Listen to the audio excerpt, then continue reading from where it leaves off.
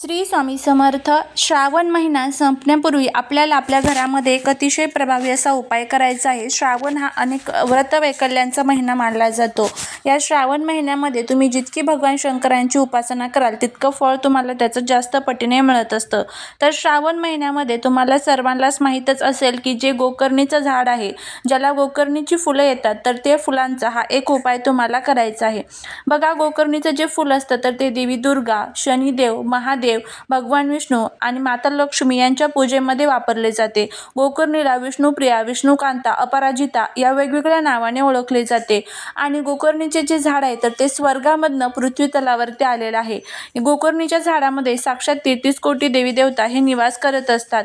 तर या गोकर्णीच्या झाडाच्या फुलाचा हा एक उपाय तुम्हाला करायचा आहे. हा उपाय जर तुम्ही केला तर नक्कीच तुमच्या जीवनातील सर्व शत्रू, दारिद्र्य संपून पैशांच्या अडचणी दूर होतील आणि तुमच्या ज्या काही इच्छा आहेत तर त्या देखील पूर्ण होतील. आता हा उपाय कशा पद्धतीने करायचा याबद्दलची संपूर्ण माहिती जाणून घेण्यासाठी याच व्हिडिओच्या खाली जो छोटासा तुम्हाला त्रिकोण दिसत आहे त्यावरती क्लिक करा. संपूर्ण माहिती मिळून जाईल. श्री स्वामी समर्थ.